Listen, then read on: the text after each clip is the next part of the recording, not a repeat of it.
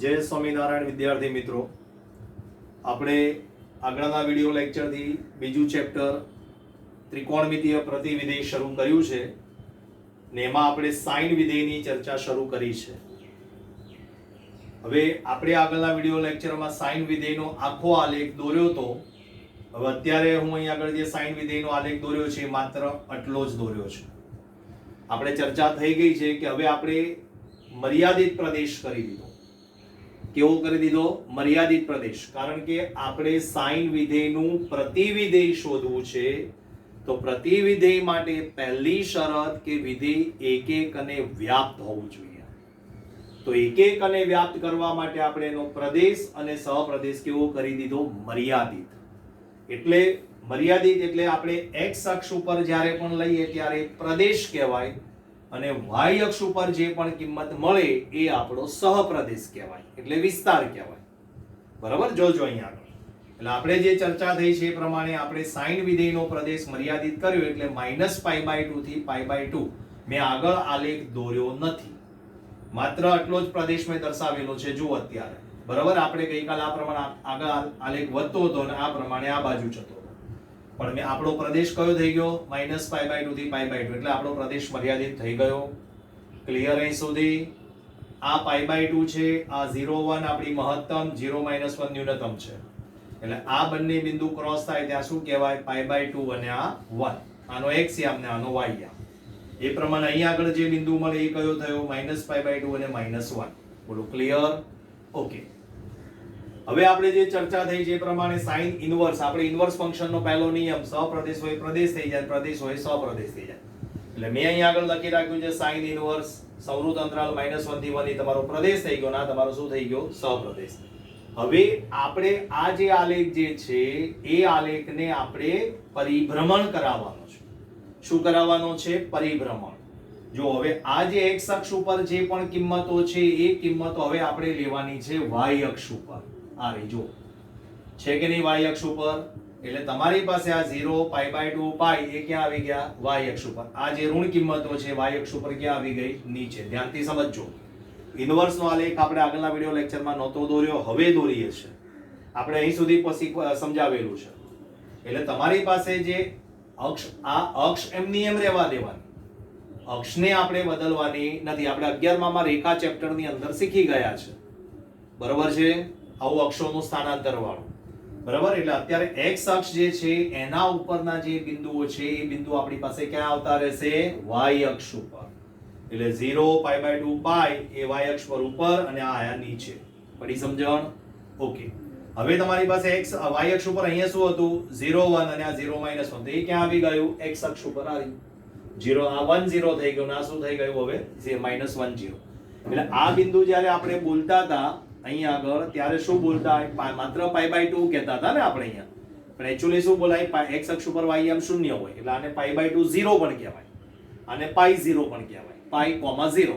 બરાબર? હવે એ બિંદુ y અક્ષ ઉપર આવી ગઈ એટલે અહીંયા આગળ એવું ન બોલાય. અહીંયા શું બોલાય? 0 π/2.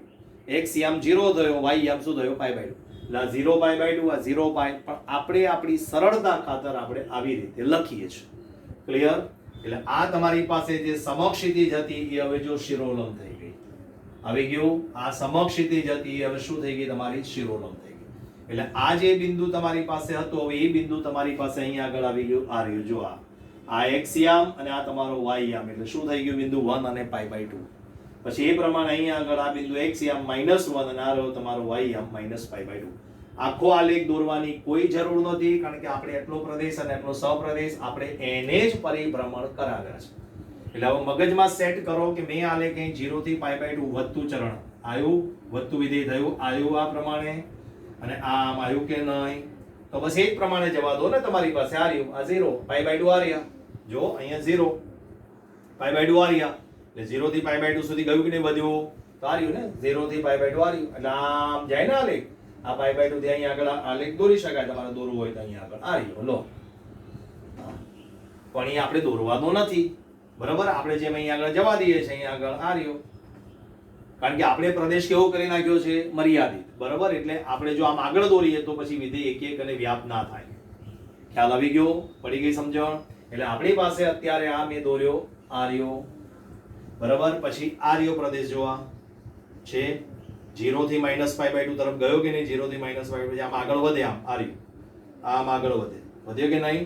તે પ્રમાણે આ 0 આ રહ્યું, -π/2 આ રહ્યું, -π/2 આ રહ્યું જો, અને આમ પછી આમ દોરી શકાય આગળ, આમ આગળ જતો જાય, પછી પાછો આમ થઈને આમ આવે, અને આ આલેખ આમ થઈને આમ વધતો જાય આગળ. પણ આપણે એ લેવાનું નથી. ખ્યાલ આવી ગયો? કારણ કે આપણો મર્યાદિત પ્રદેશ કયો છે? -π/2 થી π/2 લીધો છે. ખ્યાલ આવ્યો? એટલે હજુ તમારે આગળ પ્રદેશ આપણે મર્યાદિત કરી નાખ્યો. ચલો એકવાર ફરીવાર યાદ કરાવી દો. બરાબર, આપણે આ -π/2 અને π/2 લીધા અહીંયા આગળ, આ -π/2 અને શું લીધા આપણે? π/2 લીધા. બરોબર છે. હવે કોઈ એમ કે સાહેબ મારે π/2 પછી π, એટલે પછી શું આવે અહીંયા આગળ? 3π/2. બરાબર, તો મારે આમથી આમ જવું તો આ લેવાય લો. કોઈ એમ કે સાહેબ મારે આ બાજુ આવવું છે -π, પછી અહીં શું આવે? -3π/2, તો પછી એને આમથી આમ લેવું પડે. પણ આપણે આપણી ટેક્સ્ટ બુક ની અંદર જે આપેલું છે એ મર્યાદિત પ્રદેશ આપણે આ લીધો છે. બાકી તમે ગમે તે લઈ શકો. π/2 થી 3π/2 આગળ જવા દો, પછી આ -π/2 થી આ -3π/2 થી -π/2 આટલો લઈ લો, ગમે તે લઈ શકાય. પણ આપણે આપણી ટેક્સ્ટ બુક પ્રમાણે જઈએ છીએ એટલે sin ઇનવર્સ સંવૃત અંતરાલ -1 થી 1 ટેન્ડ્સ ટુ -π/2 ટુ π/2. બોલો, પડી ગઈ સમજણ? એટલે આ તમારો sin વિધેયનો આલેખ છે, અને આ તમારો કયો થઈ ગયો? sin ઇનવર્સ વિધેયનો આલેખ. કયો થઈ ગયો? sin ઇનવર્સ વિધેયનો આલેખ. પડી ગઈ સમજણ? આલેખ દોરવાની ખાસ પ્રેક્ટિસ કરજો, કારણ કે બહુ જ અગત્યની વસ્તુ છે આ. પડી ગઈ સમજણ? ઓકે. હવે આપણે જે ગઈ આગળના વિડિયો લેક્ચરમાં જે ચર્ચા થઈ હતી એ પ્રમાણે sin ઇનવર્સ sin x આવે તો પણ x થાય, sin of sin inverse x આવે તો પણ તમારે જવાબમાં શું મૂકી દેવાનો? x. હું તમને આના ઉદાહરણના દાખલા આપીને સમજાવું છું એટલે તમને ખ્યાલ આવશે. પણ મેં જે આગલા વિડિયો લેક્ચરમાં સમજાવ્યું છે એ પ્રમાણે આ શરત અગત્યની છે. આ શરત અગત્યની છે. હવે સાહેબ આપણને પ્રશ્ન થાય કે સાહેબ આ શરત યાદ રાખવાની ફરજિયાત, પણ તમારે મગજમાં સેટ કેવી રીતે કરવાનું? અહીંયા બહાર કયું વિધેય છે? sin inverse. કયું વિધેય છે? sin inverse. તો sin ઇનવર્સ નો જવાબ શેમાં મળે? સહપ્રદેશમાં. જવાબ શેમાં મળે? સહપ્રદેશ. તો અહીં કિંમત સહપ્રદેશમાં આવવી જોઈએ, વિસ્તારમાં આવવી જોઈએ. અહીંયા આગળ જોવાનું બહાર કયું વિધેય છે? sin. બરોબર છે. તો sin વિધેય આ રહ્યું, તો એનો સહપ્રદેશ કયો છે? -1 થી 1. વિસ્તાર કયો છે? -1 થી 1. તો એનો જવાબ તમારી પાસે આ રહ્યો. બોલો, ક્લિયર અહીં સુધી? એ તો હમણાં હું તમને એક બે દાખલાની પ્રેક્ટિસ કરાવીશ એટલે તમને ઓટોમેટિક આ વસ્તુ યાદ રહી જશે. આ કઈ ગોખવાની જરૂર નથી, એમને એમ તમને યાદ રહેશે. બોલો, ક્લિયર અહીં સુધી? અહીં સુધી મેં તમને સાઇન વિધેયનો કન્સેપ્ટ ક્લિયર કરાવીને ઇનવર્સનો પણ તમને ક્લિયર કરાવ્યો. ક્લિયર? ઓકે. હવે હું તમને એના દાખલા આપું છું. જોજો આપણા ત્રિકોણમિતિના કોષ્ટક પરથી 6 દાખલા છે. દરેક વિધેયમાં 6 દાખલા આપણે લઈશું. 3 ધન અને 3 ઋણ. કઈ રીતે આવે છે જોજો તમે. મેં અહીંયા આગળ આ એકમ વર્તુળ દોર્યું, આખું નથી દોર્યું. એકમ વર્તુળ આખું નથી દોર્યું. અહીંયા sin ઇનવર્સ માટે આપણી પાસે કેટલો છે? -π/2 થી π/2 છે આપણી પાસે. ઓકે, જો મેં એટલું જ દોર્યું છે. આ -π/2 અહીંયા આગળ આવે, આ 0 આવે, અને આ આવ્યું π/2. એટલે તમારી પાસે જે પણ કિંમતો આવશે એ કિંમતો કાં તો પહેલા ચરણમાં મળે અને કાં તો ચોથા ચરણમાં મળે.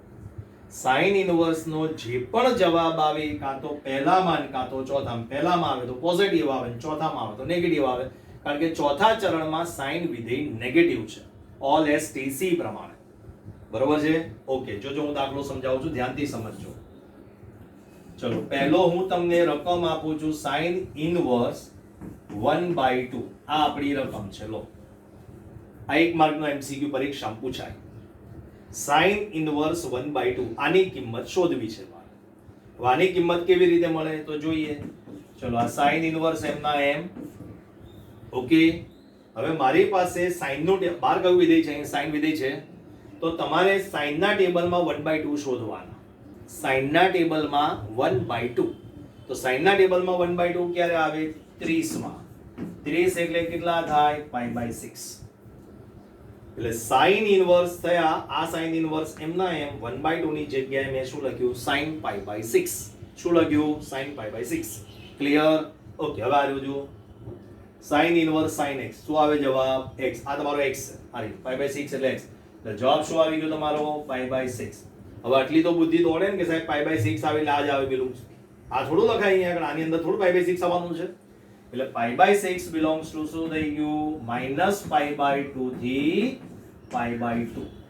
આવી રીતે દાખલા આવશે. પડી ગઈ કે નહીં સમજે? આમાં ક્યાં ગોખવાની જરૂર આવી અહીંયા આગળ? તો પછી બરાબર એક એક લીટીના દાખલા છે, ધ્યાનથી સમજજો. ચલો બીજો સમજાવો. આપણે 3 કોષ્ટક વેલ્યુ લઈશું 1/√2. જોજો આ π/6 આવ્યો તમારી પાસે, આ પહેલા ચરણમાં આવ્યું. જો 30 0 થી 90 ની વચ્ચે આવશે. જોજો હું પહેલી 3 દાખલા શીખવાડું છું એ 0 થી 90 ની વચ્ચે વાળા 3 સમજાવું છું. 30, 45 અને 60 વાળા. બરાબર. sin ઇનવર્સ 1/√2 એટલે sin ઇનવર્સ, sin ના ટેબલમાં 1/√2 ક્યારે આવે? π/4 45. જો ફરીવાર sin ઇનવર્સ sin બરાબર આન્સર x આવી ગયો. π/4 belongs to -π/2 થી π/2. બોલો ક્લિયર? ચલો ત્રીજો દાખલો. sin ઇનવર્સ, sin ઇનવર્સ પછી આપણી પાસે ત્રીજો દાખલો કયો આવે? -√3/2. શું આવે? પ્લસ લઈએ, પહેલા પ્લસ વાળો લઈએ. ચલો sin ઇનવર્સ √3/2. તો sin ના ટેબલમાં √3 ક્યારે? √3/2 ક્યારે આવે? 60 માં, એટલે π/3. sin ઇનવર્સ sin π/3 થઈ ગયું અહીં સુધી. તો આ sin ઇનવર્સ sin કેન્સલ થઈ ગયું એટલે જવાબ શું આવ્યો તમારી પાસે? π/3 belongs to -π/2 to π/2. બોલો ક્લિયર? પડી સમજણ? એટલે આ ત્રણે ત્રણ કિંમતો જે મારી પાસે આવી એ કયા ચરણમાં આવી? મારી પાસે પહેલા ચરણમાં. કયા ચરણમાં આવી? પહેલા ચરણમાં. બરોબર. હવે આગળ ચર્ચા કરીએ. ક્લિયર? બરોબર. હવે બીજા 3 દાખલા લઈએ. આ 1 2 ને 3 પત્યા. હવે આવશે 4, પછી આ 5 અને પછી આવ્યા 6. આપણે 3 પહેલા ચરણ વાળા મેં તમને દાખલા સમજાયા. હવે 3 દાખલા સમજાવું છું એ ચોથા ચરણ વાળા આવશે. કયા ચરણ વાળા આવશે? ચોથા ચરણમાં. ચોથું ચરણ ક્યાંથી ક્યાંનું છે? -90 થી 0. જો -π/2 to 0 છે. એટલે આપણે જે 3 કિંમતો, હવે આ 3 દાખલા આવશે એમાં જે જવાબ આવશે કાં તો -30 આવશે, કાં તો -45 આવશે, કાં તો -60 આવશે. પડી સમજણ? અહીંયા તમારી પાસે 30 45 60 આયા પહેલા ચરણમાં. હવે ચોથું ચરણ આવ્યું તો તમારી પાસે શું આવે? -30 -45 -60. 0 થી -90 ની વચ્ચે કોઈ પણ આવી શકે. હવે અહીંયા હવે આ દાખલા મારે 3 ચર્ચા કરવી હોય તો તમારે 11 સાયન્સ નું પહેલા આ યાદ રાખવું પડે. હવે એ પ્રશ્ન એ થાય સાહેબ આવું 11 સાયન્સ માં ઇન્વર્સ વાળું તો આવતું જ નહોતું. પણ ઇન્વર્સ વાળું નહોતું આવતું પણ સાઇન વિધેય માટે તો આવતું હતું ને. સાઇન કયું વિધેય છે? અયુગ્મ વિધેય. સાઇન વિધેય કયું છે? અયુગ્મ. એટલે સાઇન માં જ્યારે પણ માઈનસ થીટા આવે તો એ માઈનસ ક્યાં આવતું રહે? બહાર આવતું રહે. આવું આપણે 11 માં સમજાવેલું. સાઇન અયુગ્મ વિધેય છે એટલે સાઇન માં ગમે ત્યારે માઈનસ આવે તો એ માઈનસ નિશાની હંમેશા ક્યાં આવતી રહે? આગળ. એટલે આ જે નિયમ સાઇન માટે લાગુ પડવાનો છે એ ઇન્વર્સ માટે જ લાગુ પડવાનો છે. એટલે આપણું આ બીજું એક સૂત્ર થઈ ગયું આ કે સાઇન ઇન્વર્સ માં જ્યારે માઈનસ આવે તો એ માઈનસ તમારે ક્યાં લઈ લેવાનું? બહાર. પડી ગઈ સમજણ? ઓકે.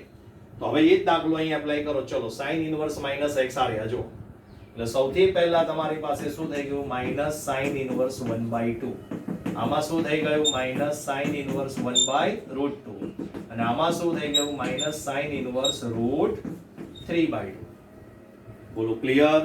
હવે અહીંથી તો આપણે ઉપર જેમ દાખલા હમણાં પહેલા 3 ગણ્યા એના એ જ ગણવાના, ખાલી આગળ માઈનસ આવશે, બીજું કઈ ફેરફાર નથી. જો આ માઈનસ રહેવા દો, ચલો sin ઇનવર્સ રહેવા દો, 1/2 ની જગ્યાએ તમારે શું મૂકવાનું છે? sin π/6. હવે તો પાછો આનો આ જ નિયમ લાગે, sin ઇનવર્સ sin કેન્સલ થઈ ગયો, જવાબ શું આવે? x. એટલે પણ આ sin ઇનવર્સ sin કેન્સલ, π/6 જવાબ, પણ આગળ માઈનસ છે કે નહીં? એટલે શું આવે જવાબ? -π/6 belongs to સંવૃત અંતરાલ -π/2 થી π/2. બોલો પડી ગઈ સમજણ?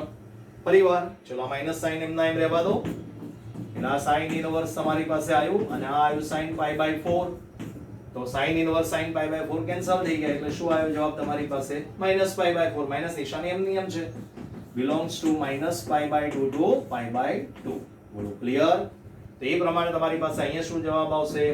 -sin ઇનવર્સ sin π/3 60 માં. એટલે તમારો શું જવાબ આવ્યો? -π/3 belongs to -π/2 થી π/2. બોલો ક્લિયર અહીં સુધી?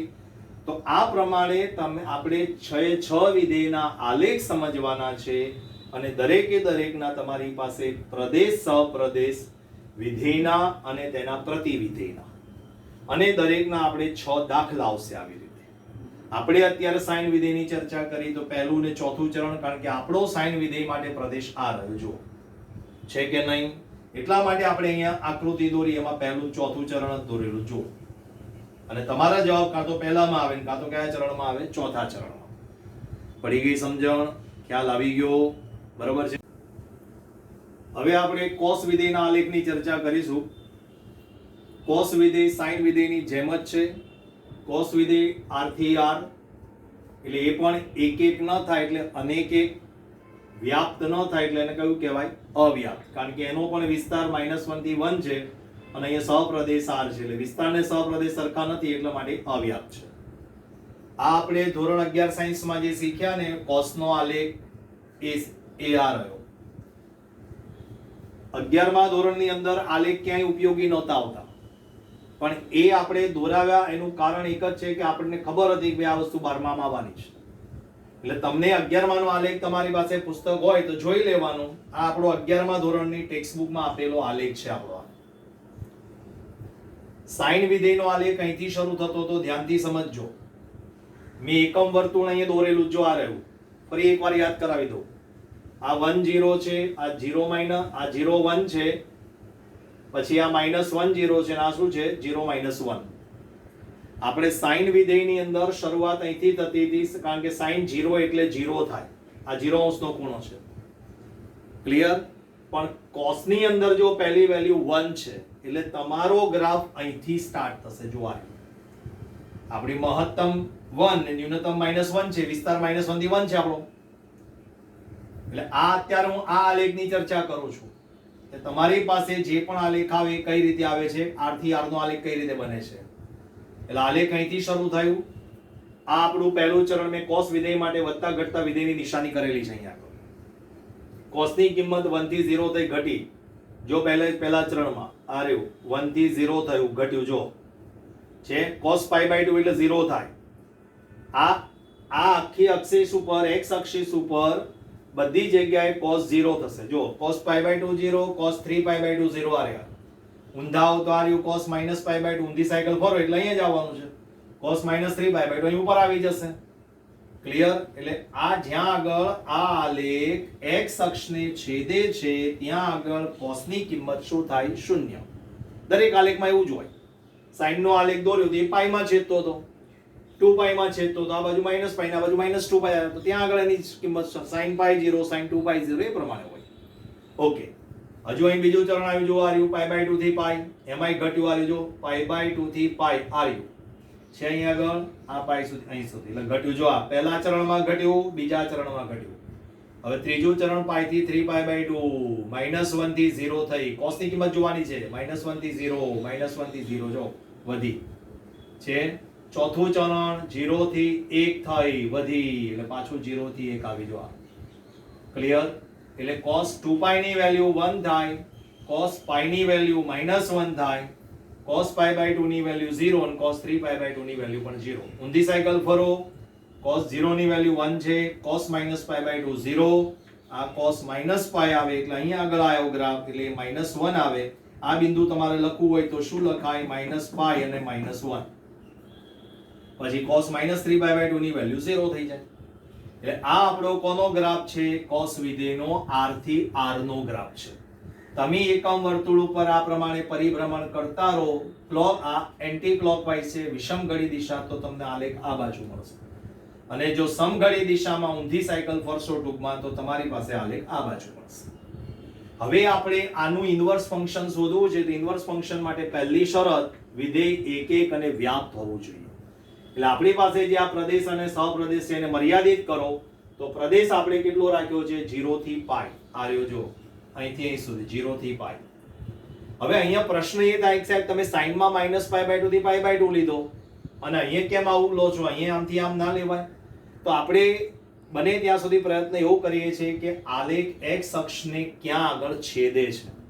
તમે જે પણ સાયકલ લો, જે પણ પ્રદેશ મર્યાદિત કરો એમાં આલેખ x અક્ષને છેદવો જરૂરી છે. પડે છે સમજણ? એટલા માટે મેં અહીં આગળ કયું લીધો? 0 થી π.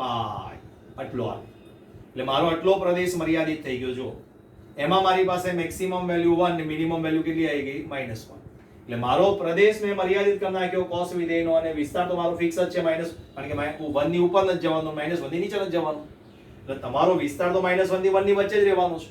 એટલે આપણે જે અવ્યાપ્ત વિધેય થતું તો એને વ્યાપ્ત કરવા માટે આપણો જે વિસ્તાર આવતો હતો એ જ આપણે શું લઈ લીધો, સહપ્રદેશ. કારણ કે આપણે વિસ્તારની આપણે વ્યાખ્યા છે વ્યાપની કે વિસ્તાર અને સહપ્રદેશ સરખા થવા જરૂરી છે, અને પ્રદેશ આપણે આપણો મર્યાદિત કરી નાખ્યો એટલો. તો મેં અહીં આગળ આ cos વિધેયને એક એક અને વ્યાપ્ત કરવા માટે અહીં આગળ આ આટલો પ્રદેશ મેં દોરેલો છે. ધ્યાનથી જોજો, આટલો પ્રદેશ આવ્યો, આટલો જ આલેખ જો મર્યાદિત પ્રદેશમાં આ 0 0 આ π/2 અને π. એટલે આ બિંદુ આવ્યું તમારી પાસે π અને -1, અને આ બિંદુ તમારી પાસે આવ્યું 0 1. તો ફિક્સ છે, આ તો π/2 અને 0 છે. x અક્ષ ઉપર y આમ શૂન્ય થાય. એટલે તમારે જ્યારે cos વિધેય એક એક અને વ્યાપ્ત આવે તો તમારો પાસે પ્રદેશ કયો, 0 થી π. મેં તમારી જોડે sin વિધેયમાં ચર્ચા કરી હતી કે -π/2 થી π/2 લીધું આપણે. પછી સાહેબ બીજું આગળ આ બાજુ લેવું હોય તો આ બાજુ, આ ડાબી બાજુ લેવું હોય લઈ શકાય, પ્રદેશ લઈ શકાય. તો π/2 થી આગળ બીજું તમે આખું એક સર્કલ ઉમેરી દો તો 3π/2 આવે. આપણી ચર્ચા થઈ ગઈ. એટલે તમારી પાસે આટલો ગાળો આવવો જોઈએ. આપણે -π/2 થી π/2 લીધા હતા આપણે, પછી આગળ એ પ્રમાણે ડિસ્કસ ચર્ચા થઈ શકે. તો અહીં આગળ પણ એ જ વસ્તુ થાય. ચલો 0 થી π સુધી મેં લઈ લીધો. આ રહ્યો, ચલો આમાં જ વાત કરીએ ને. લો 0 થી π લઈ લીધો, આ આલેખ આટલો આવી ગયો. હવે હું અહીંથી શરૂઆત કરું અને અહીં સુધી, જો આલેખ x અક્ષને છેદી ગયો ને અહીં આગળ અહીં સુધી, એટલે મારો બીજો પ્રદેશ બનાવો તો કયો બની શકે, π થી 2π. ટૂંકમાં તમારે આ r થી આ r ની ચર્ચા છે ને x અક્ષ ઉપર, એમાં તમે ગમે ત્યાં ટૂંકમાં ભાગ પાડી શકો, પણ શરત એટલી કે x અક્ષને આલેખ છેદવો જોઈએ. પડી સમજણ? એટલા માટે આપણે અહીંયા 0 થી π, પછી આગળ જો પ્રદેશ બદલવો હોય તો π થી 2π, પછી 2π થી 3π, ડાબી બાજુ જવું હોય તો -π થી 0 લેવાનું. આ રહ્યું ને, લો -π થી 0, તો આલેખ આ રહ્યું. થઈ ગયું કે નહીં? પડી ગઈ સમજણ? એટલે cos વિધેયનો તમારો આલેખ એક એક અને વ્યાપ્ત કરવા માટે આ પ્રમાણે અહીંયા દોરવો પડે. આ તમારો cos વિધેયનો આલેખ. બોલો ક્લિયર અહીં સુધી? ઓકે. હવે આપણે આની ઇન્વર્સ ફંક્શન શોધવું છે. એક એક અને વ્યાપ્ત થઈ ગયું એટલે આનું ઇન્વર્સ મળે. તો આનું ઇન્વર્સ cos ઇન્વર્સ આ રહ્યું. સહપ્રદેશ હતો એ પ્રદેશ થઈ ગયો, પ્રદેશ હતો એ શું થઈ ગયો, સહપ્રદેશ. આ જ આલેખ મેં દોર્યો છે. આ રહ્યો જો, આ અલગ અલગ ચોક થી એટલા માટે દોર્યો છે કે તમને સમજણ પડે. એટલે આ તમારી પાસે x અક્ષ ઉપર હતું અહીં આગળ, એ ક્યાં આવી ગયું, y અક્ષ ઉપર. 0 π/2 અને π. આ જો 0 π/2 અને π. આ y અક્ષ ઉપર હતું, બે સમક્ષિતિજ રેખા, એટલે મેં x અક્ષ ઉપર લઈ લીધી, બે શિરોલંબ રેખા થઈ ગયા.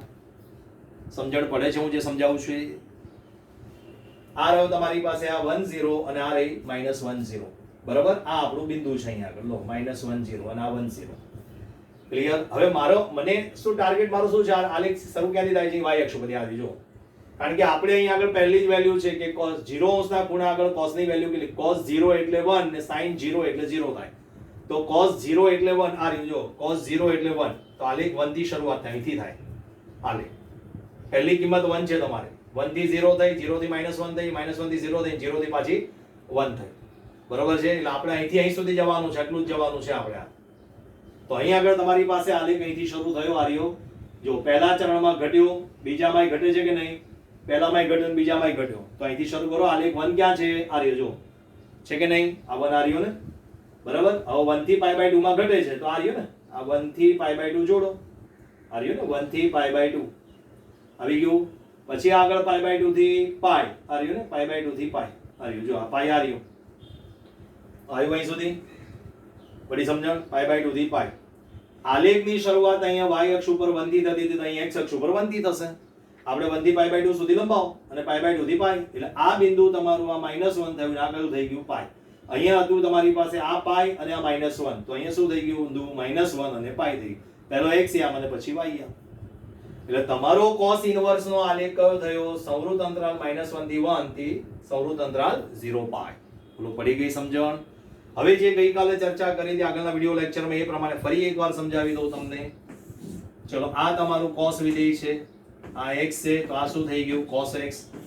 ધ્યાનથી સમજો, ફરી એકવાર યાદ કરાવી દઉં છું. આ તમારું cos ઇનવર્સ છે, રાઈટ? હવે cos વિધેય ક્યાં છે તમારી પાસે? આ રહ્યું 0 to π થી ક્યાં સુધી, -1 to 1. હવે cos ઇનવર્સ ની વાત આવે તો અહીંયા શું આવે, -1 થી 1 અને અહીંયા શું આવે, 0 થી π. હવે આ cos x તમારા પ્રદેશમાં cos ઇનવર્સના પ્રદેશમાં આવવું જોઈએ, એટલે આ cos x. હવે આ તમારા માટે cos ઇનવર્સ માટે આ શું થઈ ગયું, x. cos ઇનવર્સ ની અંદર આ કિંમત મૂકો એટલે આ શું કહેવાય, cos ઇનવર્સ cos x. એટલે જવાબ શેમાં મળ્યો તમને? 0 થી π માં. તમારું વિધેય 0 થી π થી 0 થી π થઈ ગયું. જો 0 π થી 0 π થઈ ગયું કે નહીં? એટલે તમારે cos ઇનવર્સ cos x જ્યારે વિધેય આ પ્રમાણે લખવું હોય તમારે cos ઇનવર્સ cos x તો વિધેય ક્યાંથી ક્યાં થશે 0 to pi tends to 0 to pi. એટલે હવે તમને સમજણ પડી કે sin ઇનવર્સ માં આપણે સમજાવ્યું હતું કે ભાઈ ચલો cos ઇનવર્સ cos x તો આનો જવાબ શું થઈ જશે x. આનો જવાબ શું થઈ જાય x. તો પણ શરત શું લખવાની તો કે સાહેબ x belongs to 0 to pi કારણ કે જવાબ વિસ્તારમાં આવવો જોઈએ. તમારો વિસ્તાર છે 0 થી pi. એટલે cos ઇનવર્સ જ્યારે મેં હમણાં જ સમજાવ્યું હતું તમને cos ઇનવર્સ અહીં બહાર છે તો અહીં જે બહાર વિધેય જે હોય ને આ કૌંસમાં મૂકી દો આને લો. બહાર જે વિધેય હોય ને એના વિસ્તારમાં તમારો જવાબ આવવો જોઈએ. તેનો વિસ્તાર કેટલો છે 0 થી pi. બોલો ક્લિયર અહીં સુધી. એટલે cos ઇનવર્સ cos x આવે તો જવાબ તો x જ. sin ઇનવર્સ sin x હોય તોય x, cos inverse cos x હોય તોય x આવે. પણ શરત આ પરીક્ષામાં ધ્યાન રાખજો. આ ખ્યાલ આવી ગયો. sin હોય sin માં તમને આ થીટા મળે તો -π/2 થી π/2 આવે અને cos માં મળે આવો થીટા તો 0 થી pi આવે. બરાબર. આનું આપણે પછી પાછું ઊંધું લખીએલો. હવે ઊંધું સમજાવો અહીંયા આગળ. બીજું આપણે અહીંયા આગળ જે ચર્ચા કરી એની જ વાત કરું અહીંયા. આને આપણે જવા દઈએ. બરાબર. જોજો ફરીવાર મેં આકૃતિ દોરું. આ x આ થયો cos ઇનવર્સ લો તો આ શું થશે તમારી પાસે cos inverse x. cos inverse વાળું વિધેય આ રહ્યું -1 થી 1 0 થી pi થઈ ગયું. આ શું થયું તમારી પાસે cos વિધેય. હવે cos ઇનવર્સ x આમાં અહીંયા પ્રદેશમાં આવશે. આ છે 0 થી pi થી -1 થી 1 એટલે cos ઇનવર્સ માટે આ 0 થી pi આમાં પ્રદેશમાં આવી ગયો. હવે cos ઇનવર્સ આની અંદર મૂકી દો એટલે શું લખાય આને cos of cos inverse x.